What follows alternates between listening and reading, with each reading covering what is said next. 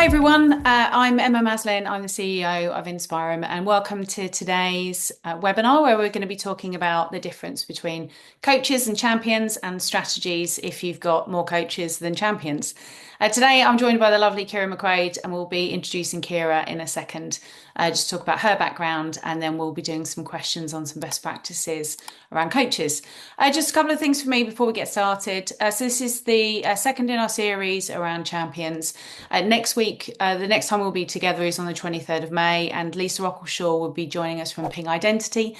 She'll be talking about how to build champions. Lisa's had a long experience with working in direct businesses like she currently does at Ping, but also working in the channel industry as well, and building a long career of working with on her own part actually as a sales individual, selling and building champions, but also with her teams as well. So Lisa's a very experienced sales leader who'll be joining us on that session. So pop that in the diary, and we look forward to seeing you on that session in a couple of weeks. Today we're going to be talking about coaches and champions, and we've put some new resources out on the platform and a new blog to have a look at the difference between a coach and a champion, and some strategies to think about your deals when you start to get a little bit stuck in that middle part of the sales cycle, when perhaps the person you've been talking to that you were hoping was the champion is actually in fact a coach. So we're going to be talking through that today. So delighted to be joined by Ceire McQuaid today. Ceire, if I could welcome you and invite you to just give us a little bit about your background and your credentials in talking about coaches and champions today. Thank you very much. I'm excited to join. It's such an interesting topic that never ever gets old, and it's constantly evolving. So, my name's Ceire McQuaid. I've had 15 plus years in the enterprise SaaS sales world.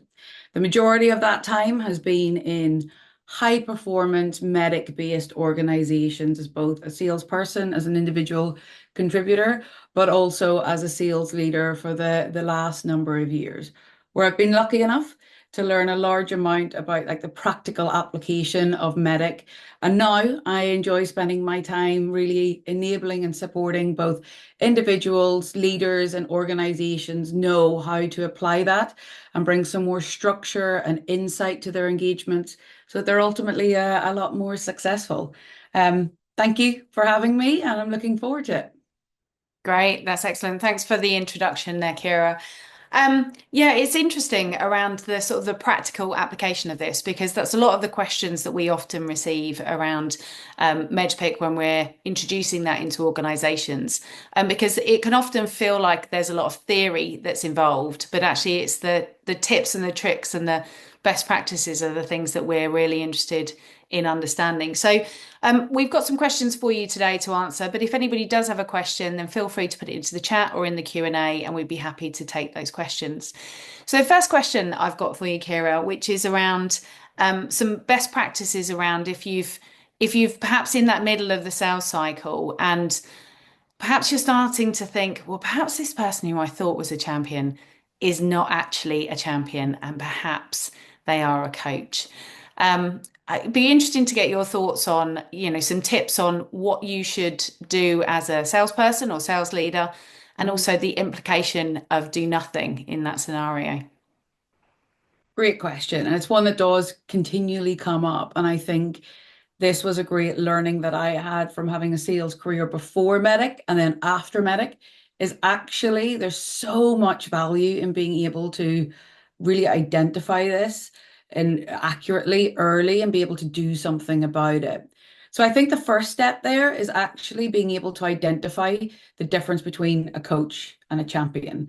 And a champion is somebody that has power and influence with both the ability and the desire to make that change. It's a personal win for them. They want to make that change, and they've got the power and the influence to make that change.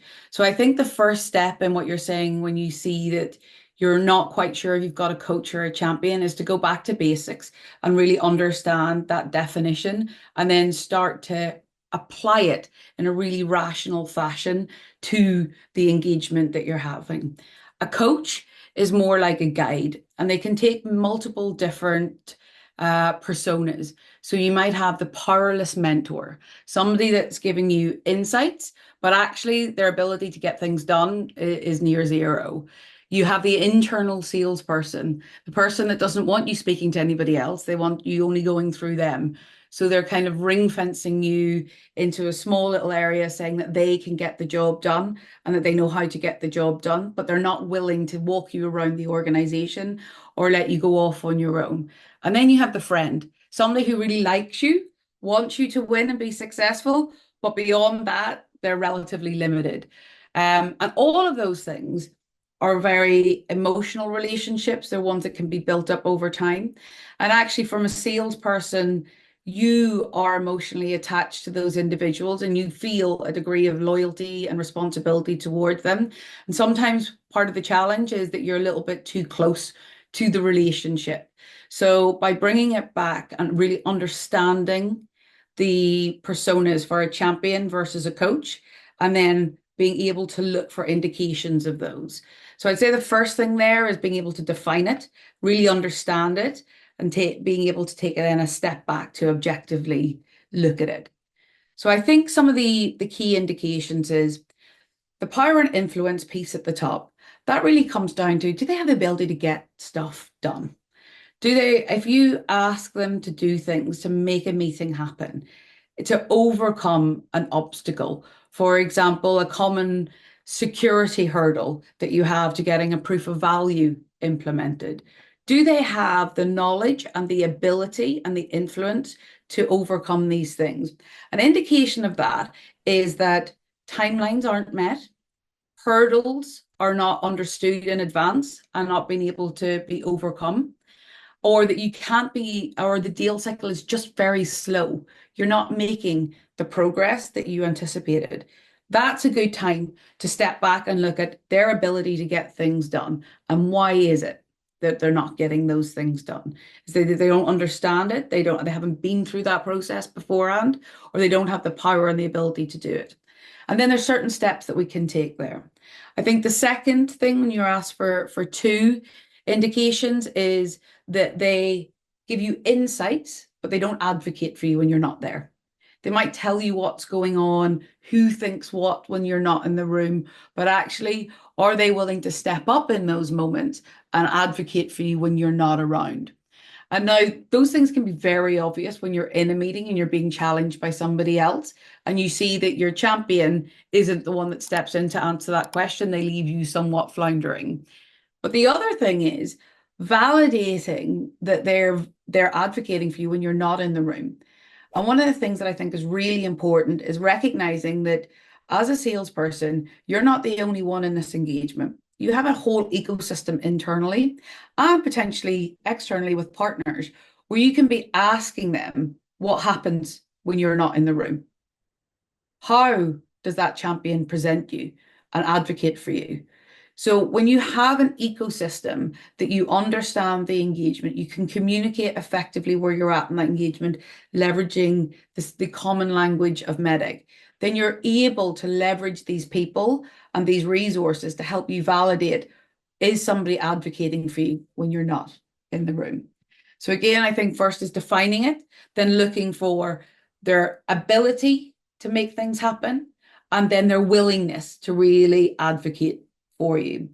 Now, those are two core problems that have different ways of resolving themselves. Number one is if they don't have the power and influence, they are not a champion. They are a coach. And therefore, we need to go down the road of what do we do if we've got a coach, not a champion? And there's sort of four things there. One is validate that. Is that true? Is that just, or is it just a scenario that happened? Did you catch them on a bad day?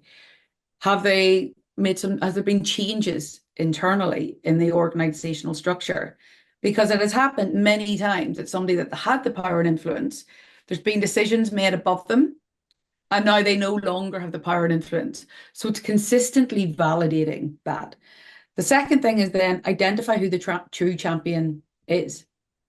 And it's really important to remember is if the person who needs to be the true champion for this project has not been identified by you and you are not building them, then the likelihood is the competition is.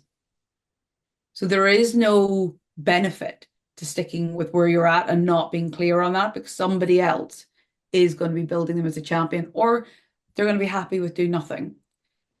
The third thing is And this is where EQ really comes in. It's a tough situation when a coach has felt like they're a champion and suddenly you realize that they're just a coach. What you cannot do is drop them. What you cannot do is suddenly not be interested in them and not make them feel wanted and valued. They have to continue to feel wanted and valued in this engagement, and that it's in their interest to help it be successful. And there's many ways that you can do this without it being directly antagonistic to the person that's the coach. Number one is you maintaining that relationship with them, but also bringing in again your ecosystem to help identify and build champions elsewhere and get you higher up in the stack.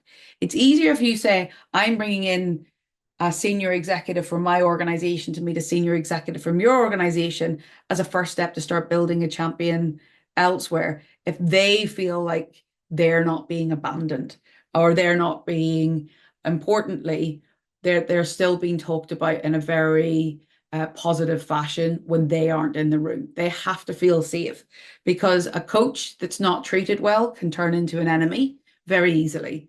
So it's important to use your EQ there. And then the fourth piece is rebalancing that engagement and figuring out where you need to apply your resources to make sure that you're identifying and attracting the right champion. The second part, so Oh, again, I was just going to chip in there. It's just some really interesting points I just wanted to pick up on. So many great things that were in there. I think just going back to the very beginning, one of the things that you first of all said was about, um, the thing with a champion that you have to sort of always bring it back to is the desire, like around the something to gain. Like, have they got the desire to win? Have they got the desire to want to do something? But the thing with the desire, it sort of then gets us into a little bit of trouble, like you said, around the friend, the person who talks to us, when particularly we're human and somebody's talking to us and we think, yes, they've got the desire. They may well have the desire, but they don't have the power and influence to then get something done. If you're attached to that person, it's then very difficult to then be objective. And as soon as you do feel like you're getting to be objective, how do you then move away from that person without irritating that person? Because like you said, that that can have some serious damage. So there absolutely are tactics that you need to deploy to make sure that you're keeping, coaches active in the yeah. account. And it may be, whilst I'm not a big fan of technical coaches, there are scenarios where or technical champions, sorry. Technical champions are usually people who are champions that are advocating, but without power and influence. I'm not a big fan of labeling champions, but often they are people that are in the background. You've got to keep those people engaged and you've got to keep them involved in the sales cycle because that'll be detrimental if you don't do that. Mm-hmm. 100%. And I think that there's many things that you can do to keep people advocating for you internally, engaged, and still wanting to share information. You can be adding value to people, but not recognizing them internally as your champion. And it's really good to be planning further out as well in terms of that engagement because you want to be the kind of champion that you want to see and the kind of coach. So if you can see that they'll bring in value further down the road, see, showing them that you've got a long-term rationale to keep them involved. But I think what it really comes down to is a lot of the time, these are things that you might recognize retrospectively or like too late in engagement. And the number one lesson that if you can bring from all of this is how to put in place mechanisms and processes into your own engagement so that you don't accidentally end up in that situation right from the start. So learning ways around these challenging situations is absolutely important, and having skills like bringing in your ecosystem, leveraging your partners to validate, leveraging the technical resource to build their tech champs over in that Yeah. world.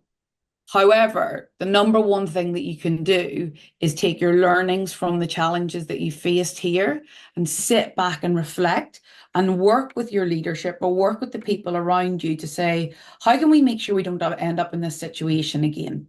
Yeah. And how do we do things earlier? For example, account mapping and really understanding, if this was the level that you were playing at and you realized they were coaches, how do you make sure you're advocating into a layer higher? How do Yeah. you elevate your language so that that's who you're engaging with? How do you make sure that you are constantly building into your deal sales cycle opportunities to sit down with people that aren't as close and having them challenge you?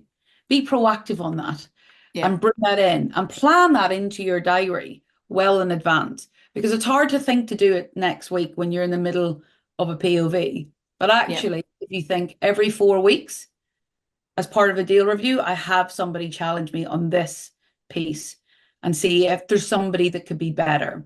Um, If I can just chip in on that, yeah, so I think it's really just a couple of things that you mentioned there. I think just want to emphasize just on the technical resource side of things.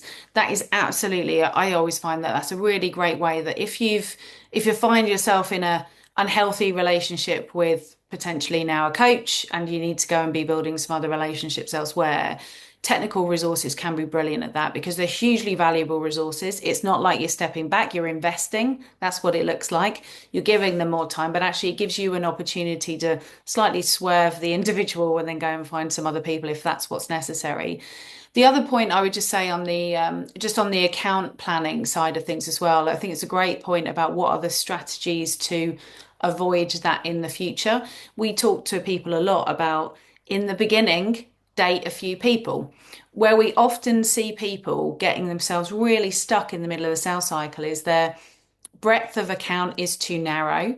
They've only gone to one to two personas. And just to your point about who should the champion be, in the beginning, mapping out an organization and thinking, who should the champion be based on the challenge and the persona, the job title, those sorts of things, rather than who seems to like me the most. yeah, Let's work with that person. So, combination of lack of breadth, lack of objectivity in the beginning of a sales cycle, and then not deploying your ecosystem to then avoid if you need to a little bit further down the line. So, some strategies there for sure. 100%. And I think MEDDIC is great in that in an internal ecosystem, because you've got like a common language, you can bring in somebody, for example, from customer success later in the engagement and educate them about how you're questioning somebody in this deal. And because that person is not related to sales and they're typically speaking to somebody that's more operational in an organization, they can ask questions and get validation that somebody may not be willing to tell me, the salesperson, Yeah. and they can sanity check things. So by bringing in that ecosystem with partners as well, with senior executives, being able to ask a question to another very senior executive in that organization, it's constantly validating it, but it doesn't need to be you, the salesperson, doing it. It's great if you can bring other people in to validate that. And again, to your point, it's about spreading it out. You don't have to be the champion to champion relationship for everybody in the organization. You have a whole ecosystem internally that they can be building peer relationships. And so having multiple champions and identifying those early is really key to building consistency across the organization in terms of the messaging that you're receiving and your ability to influence multiple different streams. Um, Account planning is really important. And I think it's too easy to go into an organization, get a new business meeting, categorize that as an opportunity because it's going forward, Mm. and not use that as the time to go, this organization seems to have pain. Let's go and have multiple new business meetings so that I can get wide early. Yeah. Because the challenge is when you get so ring fenced and narrow quickly, breaking out of that is the challenge. So you have to build into the process earlier. I'm going to get wide early so that I can pick. Don't let your champion pick you. You should pick your Yeah. champion. Well, just on that note, actually, it's a really interesting point because we've had a few conversations with people about this recently around inbound leads. So, particularly for some of the smaller organizations that we work with, they get a really great inbound lead from, say, somebody like the Home Office or Capgemini or JP Morgan or somebody like that. And quite often the mistake that we see that happens, I mean, particularly in organizations where inbound leads are dealt with separately from outbound activity, what happens is the inbound lead comes in.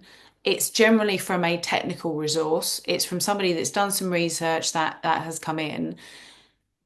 You get very quickly tagged to that person, and then there's no outbounding that goes on. The account mapping isn't done. The new business opportunities are not developed. So what ends up happening is you're sort of blindly being swept down an opportunity road with one Yep. individual who is most likely to not be the correct individual. So do you have any thoughts on that around sort of, the sort of best practices there? Do you see that being in the is that an organizational challenge, or is that more of a up for the AE to then make the decision to then couple inbound with outbound?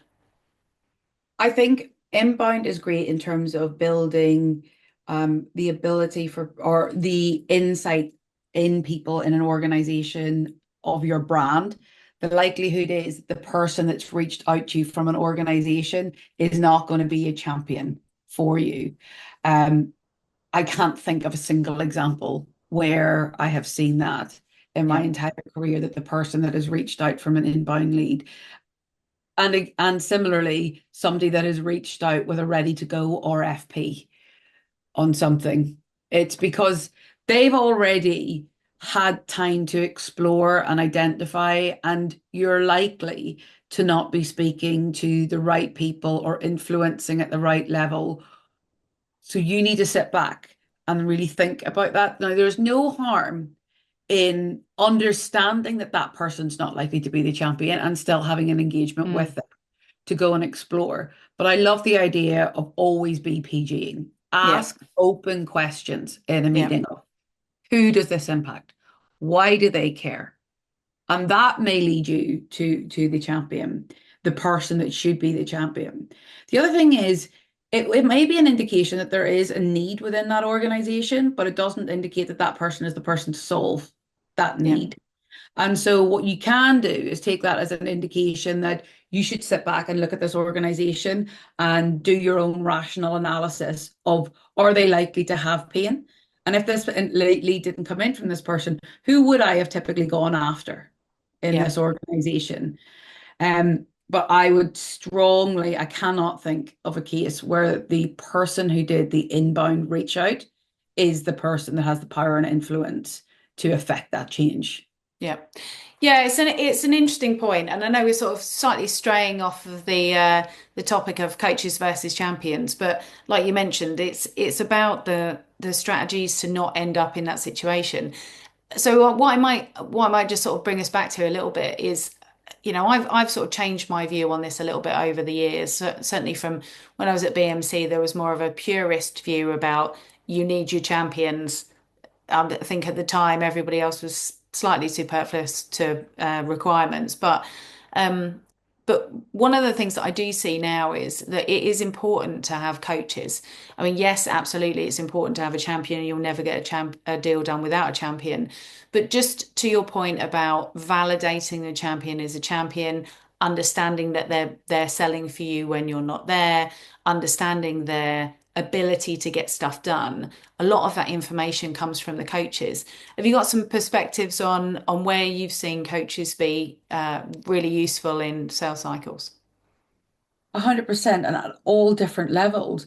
So coaches are incredibly important. And again, a coach is somebody that's on your side. Yeah, And it's always better to have somebody on your side and potentially advocating for you or giving you insights than somebody that's not. So it's important to keep them there. But it can be at all different levels. So coaches, I had a coach tends to have more time and desire to hang out with salespeople than a champion. The champion's time is incredibly valuable. You have to reflect that in terms of your engagement. But a coach sometimes is happier to have a coffee. And I had a coach who was more than happy every day to give me the insights and grab a coffee. And what that gave me is a pass to be in their office. So mm, then I could then walk the floors and go and meet other people and check on things and bump into people to have conversations. So coaches can be valuable from a logistics perspective, but they can also be valuable in that on a long-term perspective. So we always talk about deals as an individual deals, and this sales cycle might be 6 months, it might be 18 months, but also you have to recognize that the vast majority of the bigger deals that organizations do are they expand deals.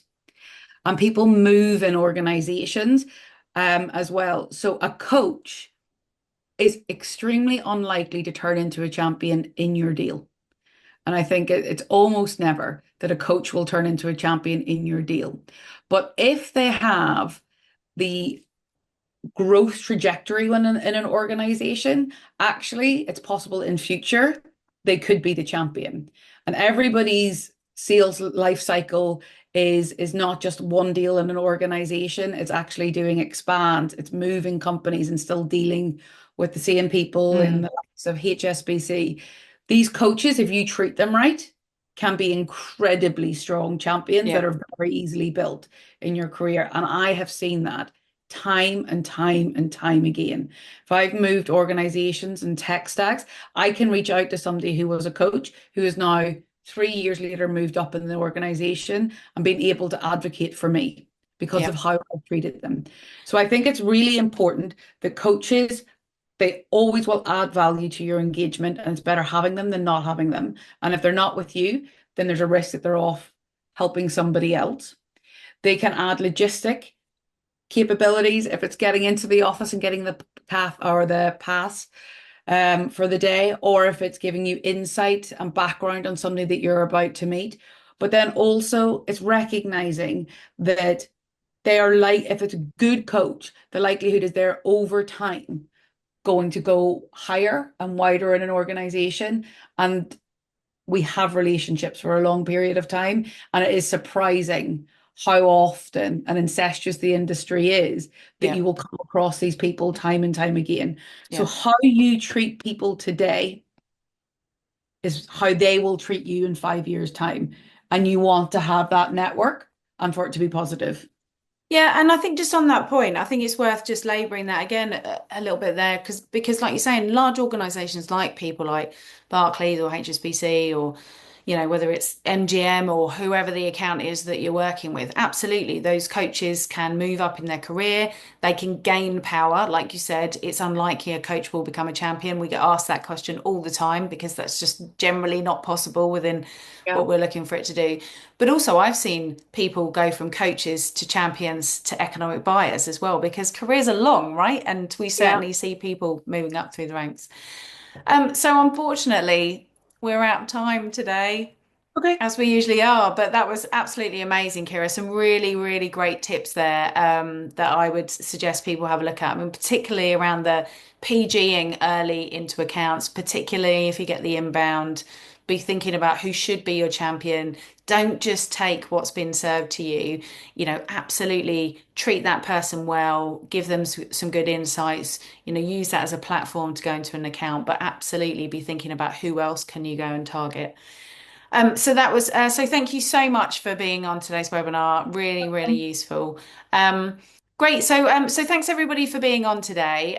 Shortly, I'm going to stop the record button, and if anybody wants to stay on and wants to have a look around the new changes we've made to the platform, please feel free to do that. The next one of our webinars that will be available in the series is the 23rd, as I've mentioned, which is Building Champions. So we'll be talking to Lisa Rockleshaw in a couple of weeks. If you do have a question for Kira or for any of our coaches, then please feel free to put something in the Ask a Coach on the community. And until next time, we'll see you then. So thanks so much, Kira. Thanks for joining.